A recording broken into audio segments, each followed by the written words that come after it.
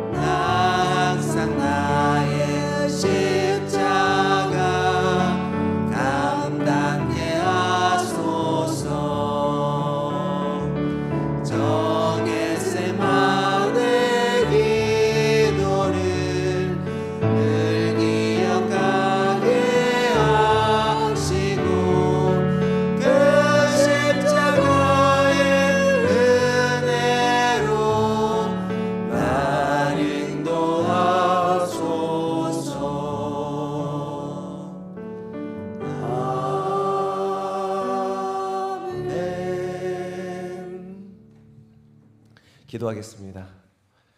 전능하신 아버지 하나님, 참으로 감사합니다.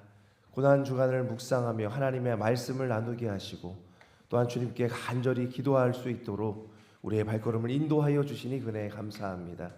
우리의 작은 목소리에도 세밀한 음성에도 주님 반응하시며 많이 힘들고 어려운 그 손을, 우리의 등을 쓸어 주시니 그네 감사합니다. 주님께 온전한 마음을 드리며 우리의 기도 제목들을 올려드릴 때 주님, 우리의 생각과 마음이 하나님의 뜻 가운데서 온전해지는 시간 되게 하여 주시옵시고 주의 사랑을 힘입어 나아가는 시간 될 수 있도록 축복하여 주시옵소서. 특별 새벽기도 제단을 쌓으며 기도의 제목들을 주님 앞에 올립니다. 주님, 하나하나마다 간섭하여 주시사 응답받게 하여 주시옵시고 이것을 통해서 결단하며 나아가는 놀라운 시간 될 수 있도록 축복하여 주시옵소서. 예수 그리스도의 이름으로 간절히 기도드리옵나이다. 아멘. 오늘 하나님의 말씀은, 함께 나눌 말씀은 누가복음 23장 말씀입니다. 누가복음 23장 13절에서 25절 말씀입니다.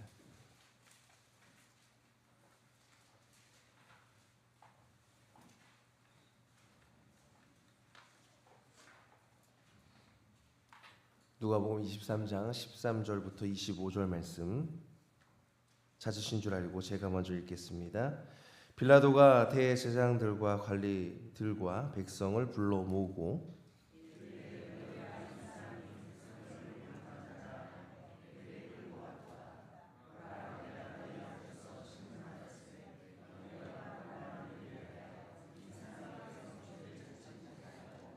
헤롯이 또한 그렇게 하여 그를 우리에게 도로 보내었도다. 보라, 그가 행한 일에는 죽일 일이 없느니라.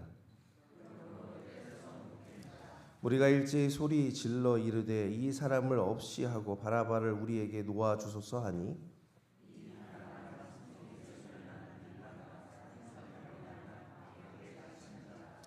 빌라도는 예수를 놓고자 하여 다시 그들에게 말하되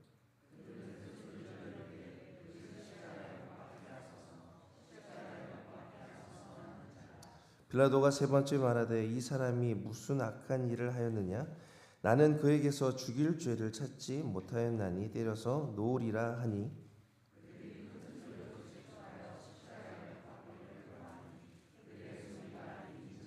이에 빌라도가 그들이 구하는 대로 하기를 언도하고 그들이 요구하는 자 곧 밀란과 살인으로 말미암아 옥에 갇힌 자를 놓아주고 예수는 넘겨주어 그들의 뜻대로 하게 하니라. 아멘.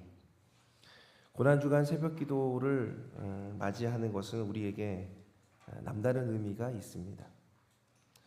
가장 중요한 것은 예수 그리스도의 고난을 묵상한다라고 하는 부분에 의미가 있고 또한 예수님께서 걸으셨던 그 길을 우리도 함께 걸으면서 그 말씀들을 나누면서 주님의 사랑을 생각해 볼 수 있는 시간이 되기 때문에 큰 의미가 있습니다. 오늘도 주님의 말씀을 묵상하며 하나님의 그 크신 마음을 생각하는 시간 되기를 주님의 이름으로 축복합니다. 우리는 살면서 다양한 선택을 합니다. 오늘 아침에도 새벽에 기도에 날씨가 좀 애매한데 어떤 옷을 입고 나올까 고민하셨지요? 저는 어떤 넥타이를 찰까가 큰 고민은 아니지만 가끔은 고민이에요. 그래서 그것에 맞는 또 예배에 맞는 사소한 선택에서부터 시작해서 조금 중요한 선택들을 합니다. 먹는 것, 입는 것, 누리는 것 말고도 오늘 하루를, 한 달을, 1년을 어떻게 보내야 될까? 몸이 아픈 경우에는 어떤 치료를 어떤 병원에 받아야 되는가? 자녀를 키우는 경우에는 어떤 학교를 보내야 되는가? 어떤 남자친구, 여자친구를 만나야 하는가? 이후의 삶을 어떻게 준비해야 되는가? 우리는 수많은 선택을 하고 살아갑니다. 그런데 오늘 본문에 나온 이 사람은 인생의 한 번의 잘못된 선택으로 인해 가지고 이토록 기독교 역사상 많은 이름이 불려질 수 있을까라고 하는 사람의 이름입니다. 사도신경을 하는 예배 시간마다 그 모임마다 이 사람의 이름이 등장합니다. 그 사람의 이름은 바로 본디오 빌라도입니다. 본디오 빌라도는 폰티우스 필라투스라고 하는 이름으로 테웨로스 황제 시대 때 AD 26년부터 36년 동안에 유다 총독으로 유다를 다스린 사람입니다. 당시 헤롯 왕은 있었습니다. 헤롯 왕은 이 분봉 왕으로 다른 지역, 그러니까 갈릴리 이 지역을 다스리는 왕이었고, 이 당시 헤롯 왕은 헤롯 안티파스, 안디바로 불리는 사람이었습니다. 그래서 헤롯 가문과 이 로마 총독 사이에는 미묘한 정치적 대립이 있었습니다. 사내들인 공의회의 불법 회의를 통해 가지고 예수님은 빌라도 앞에 오게 됩니다. 그래서 오늘 말씀 25장 13절 말씀에 보니까 빌라도가 대제사장들과 관리와 백성들을 모으고라고 하는 말 전에 23장 1절 말씀에 보니까 무리가 다 일어나 예수를 빌라도에게 끌고 가서라고 하는 말로 빌라도에게 먼저 보여주게 됩니다. 그런데 신문하는 과정 속에서 보니까 예수가 갈릴리 사람이라고 하는 것을 알고 누구에게 다시 보냅니까? 헤롯 왕한테 다시 보내는 거예요. 헤롯은 그곳에서 대제사장들과 서기관들이 예수님에 대한 그 고발에 대한 이야기를 듣고 희롱하고 업신여기며 빛나는 옷을 입혀서 다시 빌라도에게 보내게 되는 것입니다. 그리고 예수를 어떻게 처분해도 상관없으니 그 결정권을 빌라도에게 맡기게 됩니다. 이를 위해서 이 빌라도는 분명한 또 온전한 재판을 위해서 유대 종교 지도자를 다시 모으게 됩니다. 그리고선 신문을 하는데 자기가 아무리 봐도 예수 안에는 이 죽일 만한 죄가 없어 보였습니다. 분명히 죄가 없는 것 같은데, 있다고 해도 그렇게 죽일 만한 죄까지는 아닌데, 근데 유대 종교 지도자들과 그 선동한 무리들은 빌라도 앞에서 예수님을 십자가형을 언도해라고 이야기합니다. 그래서 빌라도는 그 예수님을 신문하는 과정 속에서 예수님을 놓아줄 수 있는 수많은 기회가 있었습니다. 그럼에도 결국 본디오 빌라도에게 고난을 받으사 십자가에 못 박혀 죽으시고 라고 하는 그 문구가, 그 책임이 누구에게 주어지게 됩니까? 본디오 빌라도에게 주어지게 되는 것입니다. 빌라도의 선택에는 어떤 문제가 있었을까요?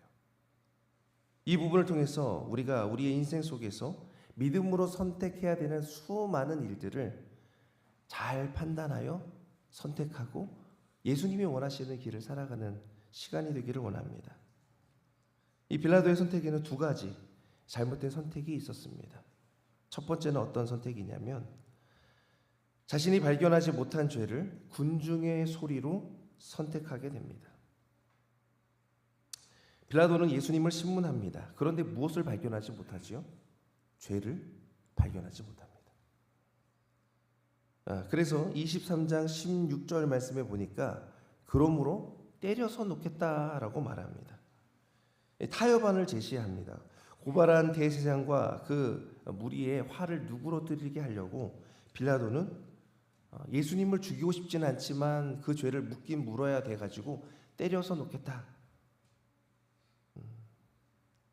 조금 이상한 사람인 것 같긴 하지만 그럼 죽일 만한 죄가 있는 것 같지는 않은데 라는 생각을 분명히 했습니다. 빌라도가 이렇게 좀 어떻게 보면 온전해 보이고 온순해 보이고 착해 보이는 사람인 것처럼 보이지만 빌라도는 역사상 상당히 포악한 인물이었습니다. 유대인들의 반감을 산 인물이었습니다. 유대 지역은요, 그 폭동이 자주 일어나는 곳이었기 때문에 로마의 황제가 좀 골치를 썩고 있었습니다. 그래서 그 일에 진압하기 위해 빌라도를 보내게 됩니다. 그런데 이 빌라도가 어떤 일을 행하냐면 황제 숭배 사상을 또 이야기하고 성전세를 가지고 로마식의 수도관을 만드는 일을 했습니다. 그러니까 유대인들이 싫어하는 일들만 한 거예요. 또한 사마리아에 있는 유대인들을 잡아다 폭행하고 죽이는 일을 하게 됩니다. 유대 역사를 기록한 요세푸스는 본디오 빌라도에 대해서 거칠고 악의가 있었으며 잔인한 인물로 묘사하고 있습니다. 그런 이 빌라도가 4번이나 예수님을 놓아주려고 합니다. 이 예수님이 그렇게 십자가 형벌을 받을 정도로 중한 죄가 없었다라고 하는 것을 이 빌라도 생각에는 그가 아무리 포악하고 아무리 악행을 저지르다 하더라도 내가 생각하기에는 그렇게 큰 죄가 아닌데 라는 생각을 했던 것입니다. 그래서 어떤 일들이 있었습니까? 유대인들에게 해결하라고 하던가 헤롯에게 문제를 넘기려고 했던 점, 유월절 특사로 해방하려고 했던 점들, 때려서 석방하겠다라고 하는 점들은 빌라도가 예수님을 죽이지 않고 석방하고 싶었던 마음이 있었습니다. 하지만 빌라도는 예수님을 십자가형에 처하라는 군중의 소리를 듣게 됩니다. 예수님과 이렇게 교체가 된 사람의 이름이 무엇이죠? 바라바라고 하는 사람이에요. 이 바라바는 밀란을 일으키고 강도짓을 하고 심지어 사람을 죽인 사람이었습니다. 그런데 그 바라바를 놓아주라는 민중의 군중의 목소리를 듣게 됩니다. 빌라도는 무슨 실수를 한 것입니까? 극악무도한 바라바, 강도와 살인을 저지르는 자를 놓아주고 예수님을 십자가형에 언도하는 실수를 하게 되는 것입니다. 이는 자신의 생각보다 양심보다 더 중요한 것이 있었음을 알려줍니다. 바로 군중의 목소리였습니다. 군중의 눈치였습니다. 사람들의 생각이었습니다. 그것이 자신의 중요한 가치였으며 정의였습니다. 물론 군중의 성난 목소리를 들어주는 것도 지도자들에게 필요합니다. 하지만 로마 총독 정도면 우리가 잘 알다시피 빌라도가 그렇게 온순한 편이 아니라 그전에도 많은 악행을 저지른 사람이라면 자기의 생각으로 자기의 권세로 분명히 예수를 놓아줄 수 있었습니다. 하지만 그는 군중의 소리를 듣습니다. 더 이상 문제를 안 일으키고 싶어서 복잡해지는 것이 싫어서 그랬을 수도 있습니다. 하지만 그는 분명히 놓아줄 수 있는 기회가 있었습니다. 이 결정은 빌라도가 어떤 사람이라고 하는 것을 분명히 알려줍니다. 자신의 마음이나 양심이 아닌 최소한 도덕성을 지키는 것도 아닌 오로지 사람들의 인기와 그들의 소리에 관심이 있던 사람이 바로 본디오 빌라도였습니다. 왜 사도신경에 본디오 빌라도의 이름을 그렇게 적었을까요? 헤롯일 수도 있고요. 바리새인과 서기관과 율법학자와 대제사장의 이름을 적어도 충분히 됩니다. 그런데 왜 본디오 빌라도에게 고난을 받으사 십자가에 못 박혀 죽으시고 라고 하는 말을 사도신경 가운데 적어 놓았을까요? 그 사람이 대표적이라는 것입니다. 이것이 우리의 삶의 신앙 속에서 경고를 줍니다. 삶을 살아갈 때 우리는 수많은 정보를 듣습니다. 물론 유익한 정보도 있지만 내 마음에 거리끼고 특별히 신앙과 양심에 반하는 사람들의 이야기라면, 대중의 이야기라면, 세상의 이야기라면 그것을 좀 멀리해야 됩니다. 심지어 많은 사람이 그것이 맞다라고 이야기할지라도 신앙의 양심상 하나님의 말씀에 비추어 봤을 때 그것이 아니라면 그 자리에 줄을 서면 안 된다는 것입니다. 사람들은 다 저렇게 하는데요. 세상 사람들은 다 저렇게 사는데요. 그렇게 여지를 주고 심지어 다수가 말하는 것이니 맞겠지라고 생각한다면 그것은 큰 오판입니다. 많은 사람들 대다수가 말하는 것이 옳은 것을 말할 때도 있지만 집단적인 이기주의나 이념적 갈등이 생기는 경우에는 그 사회 구성원들이 올바른 판단을 하지 못할 때가 많이 있습니다. 그래서 우리는요, 세상 속에서 진리를 바라볼 수 있는 눈을 가져야 합니다. 그 진리가 어디에 있습니까? 세상에 있습니까? 세상의 학문에 있습니까? 정치에 있습니까? 문화에 있습니까? 풍조에 있습니까? 아닙니다. 그 진리는 오직 하나님으로부터 비롯한 줄 믿으시길 바랍니다. 그래서 우리의 판단을 유보하고 하나님의 말씀에 근거하여 하나님의 뜻을 또 묻고 또 물어야 됩니다. 군중의 소리가 아니라 하나님의 말씀을 따라 살아간다면 우리는 올바른 선택을 할 수 있습니다. 우리가 무엇을 보고 무엇을 먹고 무엇을 듣는가 참 중요합니다. 그것에 따라서 우리의 삶의 질은 달라져요. 우리의 가치는 내가 보는 것에 따라 듣는 것에 따라 결정됩니다. 여러분이 가장 소중하게 여기는 것이 세상이 아니라, 세상의 소리가 아니라, 군중의 소리가 아니라, 친구들의 소리가 아니라 하나님의 말씀이 되기를 주님의 이름으로 축복합니다.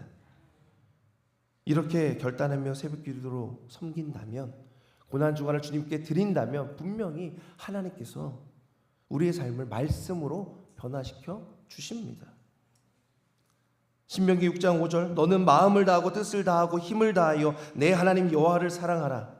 아무것도 염려하지 말고 다만 모든 일에 기도와 간구로 너의 구할 것을 감사함으로 하나님께 아뢰라. 그 안에 뿌리를 박으며 세움을 받아 교훈 받은 대로 믿음에 굳게 서서 감사함을 넘치게 하라. 시편 73편 28절, 하나님께 가까이 함이 내게 복이라. 내가 주 여호와를 나의 피난처로 삼아 주의 모든 행적을 전파하리로다. 할렐루야. 얼마나 좋은 말씀들이 있습니까? 이것은 그냥 교훈 정도가 아닙니다. 나를, 내 가정을, 내 자녀를, 우리 교회를, 이 나라를 살리는 생명의 복음인 줄 믿습니다. 그것을 선택해 보십시오. 그것을 선택할 용기가 안 납니까? 혹시 주저하는 상황이 생깁니까? 진리의 말씀을 굳게 붙들면 사람과 민중의 소리가 아니라, 잘못된 선택이 아니라 하나님의 선택을 하게 될 줄 믿습니다.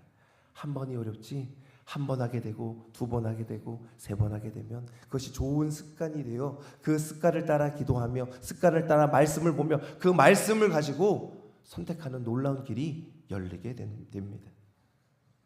그것이 우리를 살리는 길이 된다는 것입니다. 두 번째, 빌라도의 선택의 실수는 무엇입니까? 자신이 선택해 놓고서는 나에게 잘못이 없다고 합니다.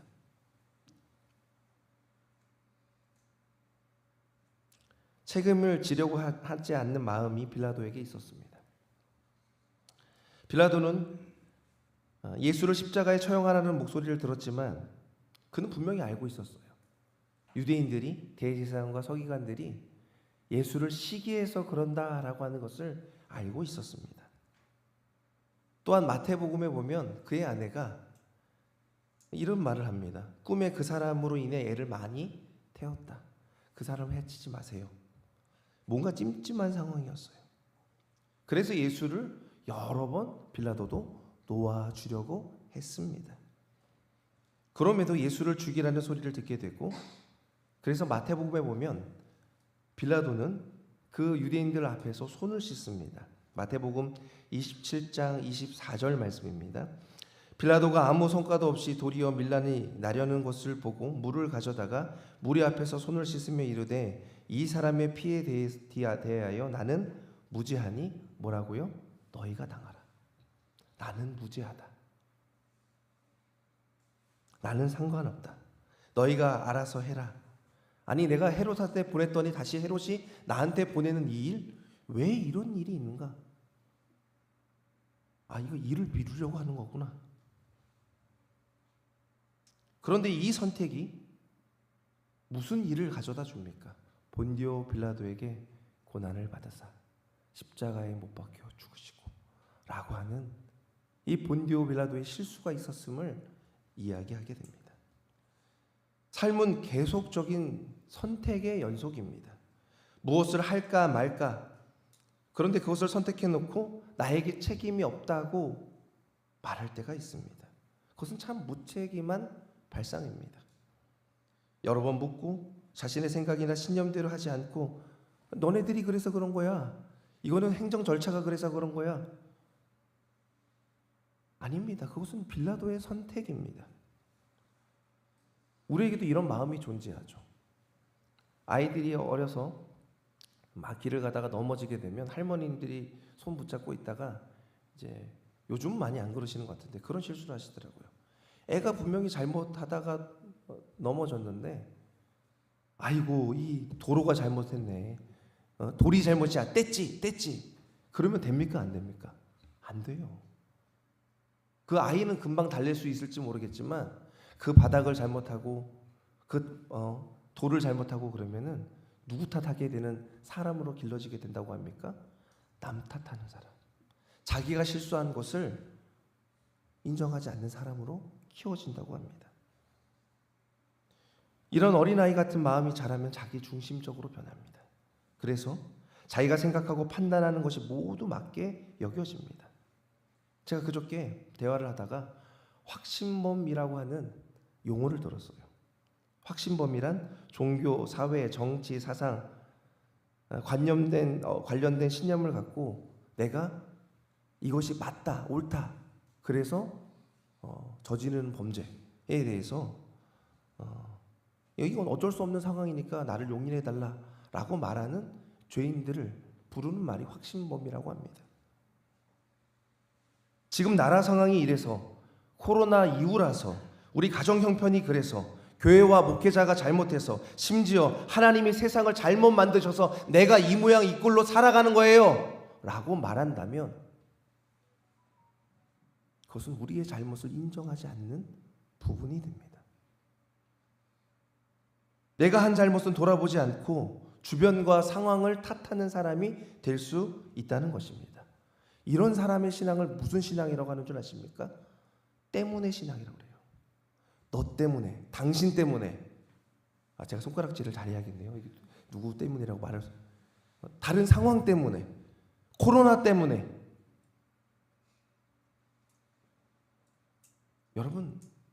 여러분이 사람들의 눈을, 우리가 사람들의 눈은 피할 수 있을지 모르겠지만 누구의 눈은 피할 수 없습니까? 하나님의 눈은 피할 수 없습니다. 하나님이 우리의 모든 것을, 우리 머리카락 하나도 다 세신 바 된다고 말씀하셨습니다. 우리가 누구 때문에 신앙생활을 못한다고요? 아니요. 나 때문이에요. 나 때문에. 그런데 나 때문에, 무슨 상황 때문에, 교회 때문에, 나라 때문에, 이 때문에 신앙이 되면 변명으로 뒤범벅이 되어 버립니다. 그래서 우리는 이 때문에 신앙을 버리고 이 신앙을 붙잡아야 됩니다.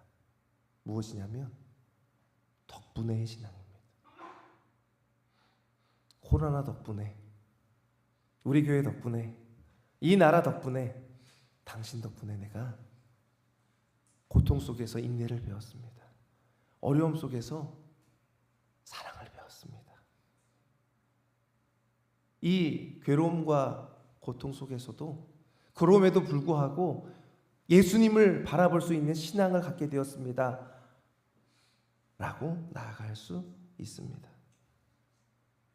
저는 이런 마음이 있어요. 신앙생활 한번 할 거 정말 폼나게, 멋있게, 세상 속에서가 아니라 하나님 보시기에 멋있게 폼나게 하고 싶은 마음이 있습니다. 여러분도 그러시지요? 뜨겁게 신앙생활하고 싶고, 예전에 이성전이 많이 차고 다음 세대가 많이 있고 그랬던 적을 떠올리시죠? 저도 그래요. 저도 그 열정이 있고 그 마음이 있어요. 그렇다면 우리는 어떤 신앙을 버려야 됩니까? 때문에 신앙을 버려야 돼요.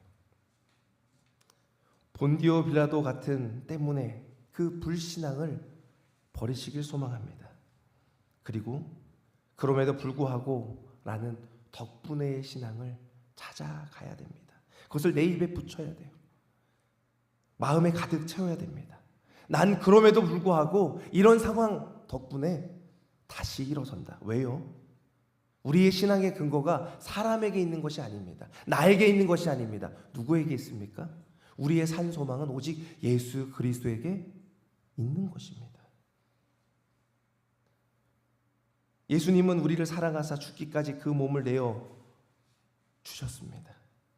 그래서 아무 말도 없이 여러 재판이, 여러 신문이 진행될 때 사람들이 지켜보는 과정 속에서도 아무 말도 없이 그렇게 자기에 있는 임무를 감당하셨습니다. 우리를 사랑하셔서. 베드로와 제자들이 도망가는 상황에서도 그들의 무지와 용기 없음에도 아무 말씀하지 않고 희생제물이 되어 주십니다. 우리가 덕분에 신앙을 가지려면 어떻게 해야 됩니까? 이 예수 그리스도를 온전히 의지해야 됩니다. 이사야서 53장 7절과 9절 말씀에 보면 이렇게 말씀이 적혀져 있습니다. 그가 곤욕을 당하여 괴로울 때도 그가 그의 입을 열지 아니하였으며 마치 도수장으로 끌려가는 어린 양과 털 깎는 자 앞에서 잠잠한 양같이 그의 입을 열지 아니하였도다. 그는 곤욕과 신문을 당하고 끌려갔으나 그 세대 중에 누가 생각하기를 그가 살아있는 자들의 당에서 끊어짐은 마땅히 형벌받을 내 백성의 허물 때문이라 하였으리요. 우리 9절 말씀 함께 읽겠습니다. 그는 강포를 행하지 아니하였고 그의 입에 거짓이 없었으나 그의 무덤이 악인들과 함께 있었으며 그가 죽은 후에 부자와 함께 있었도다. 아멘. 그가 곤욕을 당하여도 괴로울 때도 그의 입을 열지 아니하였던 이유는 우리가 여전히 때문에 너 때문에 안 돼, 이 사회 때문에 안 돼, 이 상황 때문에 안 돼, 심지어는 하나님 때문에 내가 되는 게 하나도 없어요 라고 불평과 불만을 가득 가지고 있는 우리의 삶 가운데, 그러니 어제 베드로에게 그 눈빛으로 내가 너를 사랑한다, 너를 이해한다, 용서한다, 그럼에도 다시 한번 일어나 봤으면 좋겠다 라고 하는 그 예수님의 그 크신 사랑으로 입을 한마디도 하지 않고, 혹여나 이곳으로 내가 재판이 신문이 잘못될까 봐 그렇게 그 길을 가셨습니다. 예수님은 사람들의 힐난과 비난과 배반에도, 그 무죄함에서 나오는 판단에도, 심지어 빌라도처럼 말도 안 되는 억울함에도 죄인들을 구원하기 위해 입을 열지 않고 잠잠히 도수장에 끌려가는 양같이 끌려갑니다. 그 사랑으로 인해 우리는 나음을 얻게 됩니다. 우리 잘 아는 말씀이죠. 이사야서 53장 5절 말씀 한 목소리로 읽겠습니다. 시작. 그가 찔림은 우리의 허물 때문이요 그가 상함은 우리의 죄악 때문이라. 그가 징계를 받음으로 우리는 평화를 누리고 그가 채찍에 맞음으로 우리는 나음을 받았도다. 아멘. 우리 앞에도 빌라도처럼 선택의 기로가 놓여져 있습니다. 나를 위해, 나의 죄를 위해 고초와 모든 힐난과 비난을 받으신 예수 그리스도를 선택하시겠습니까? 아니면 여전히 나를 의지하고 나를 생각하고 자기 중심적으로 판단하며 세상과 사람들의 목소리를 선택하며 나아가겠습니까? 예수를 나의 구주로 여기며 예수님이 만들어주신 그 모든 상황 덕분에 내가 살았습니다, 그렇게 고백하는 하나님의 귀한 성도님들 되시길 주님 이름으로 축원드립니다. 우리 이 시간 함께 기도했으면 좋겠습니다. 하나님, 내가 주님 앞에서 변명하지 않게 하여 주시옵소서. 또한 세상에 민감하기보다는 하나님의 음성에 민감하게 하여 주시옵소서. 그래서 주님의 사랑하심, 우리를 사랑해 주시는 그 놀라운 은혜 가운데 주님의 사랑을 온전히 붙들며 살아가는 귀하고 복된 삶 되게 해달라고 우리 주여 은혜를 주시옵소서. 크게 한번 외치고 간절히 기도하며 나아가겠습니다. 주여 은혜를 주시옵소서. 전능하신 아버지, 주님 우리를 불쌍히 여겨 주시옵소서. 우리가 세상의 소리에 민감하며 사람들의 소리에 민감하며 주님 살아가던 모든 죄악을 주님 앞에 토로하며 나아가오니 이 시간 나를 용서하여 주시옵소서. 예수 그리스도로 주님 다시 한번 기회를 허락해 주시는 그 예수 그리스도의 놀라운 능력으로 살기를 소망합니다. 왜 나의 생각은, 나의 마음은 다른 곳에 가 있습니까? 하나님의 말씀을 보면서도, 하나님의 말씀을 들으면서도, 기도하면서도 왜 예수를 부인하며 살려고 합니까? 주님, 연약한 마음 가운데 찾아오셔서 주님 나를 붙잡아 주시옵소서. 나의 손을 잡아 주시옵소서. 주님 인도하여 주시옵소서. 빌라도처럼 변명하지 않기를 원합니다. 주님, 하나님 덕분에 내가 살았다. 주님, 이 고통과 고난이 나를 시험하고 테스트하고 트레이닝 시키는 것이다. 주님, 그 감사함 속에서 주님 하나님의 은혜를 바라보며 살아가는 귀하고 복된 걸음 되게 하여 주시옵소서. 주님 붙잡아 주시옵소서. 하나님의 놀라운 능력으로 살아가는 시간이 될 수 있도록 인도하여 주시옵소서. 주님, 완전하신 예수님을 바라봅니다. 완전한 대제사장이신 희생제물이신 예수 그리스도의 능력으로 살기를 소망합니다. 주님 붙잡아 주시옵소서. 연약한 삶 가운데 우리와 함께 하여 주시옵소서.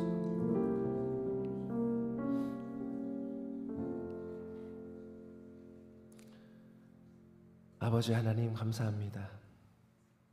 세상을 살면서 너무나 힘들기도 하고 외롭기도 하고 누구의 탐반하고 싶기도 할 때가 많이 있었지만 주님께서 여전히 나를 사랑하시며 나에게 주님의 은혜와 사랑으로 너는 내 아들이다, 내 딸이다, 내가 너를 지명하여 불렀나니 너는 내 것이다 라고 말씀하신 그 말씀을 기억하며 살기를 다짐하는 하나님의 백성들이 이 자리에 모였습니다. 주의 사랑을 깨닫게 하여 주시옵시고 세상 속에서 변명하며 세상을 따라가는 것이 아니라 오직 예수 그리스도를 고백하며 예수 그리스도를 의지하며 하나님의 말씀으로 다시 일어나는 시간이 될 수 있도록 축복하여 주시옵소서. 특별히 이 특별 새벽기도 고난주간 제단을 쌓으며 나아가는 지체들 그 마음 가운데 찾아가 주시사 예수님 그 마음의 중심에 앉아 주시옵시고 세상의 그 어떤 것보다 예수님을 더욱 사랑하며 예수님으로 말미암아 하나님의 놀라운 은혜를 고백하며 살아가는 귀하고 복된 걸음 될 수 있도록 축복하여 주시옵소서. 우리 교회를 주님께 맡깁니다. 우리 다음 세대를 주님께 맡깁니다. 나의 신앙을 주님께 맡기오니 주님 역사하여 주시옵시고 말씀하여 주시옵소서. 더욱이 기도할 때마다 응답받게 하여 주시사 간절히 예수 그리스도를 의지하며 나아갈 때 하나님의 크신 은혜를 누리며 살아가는 귀하고 복된 걸음 되게 하여 주시옵소서.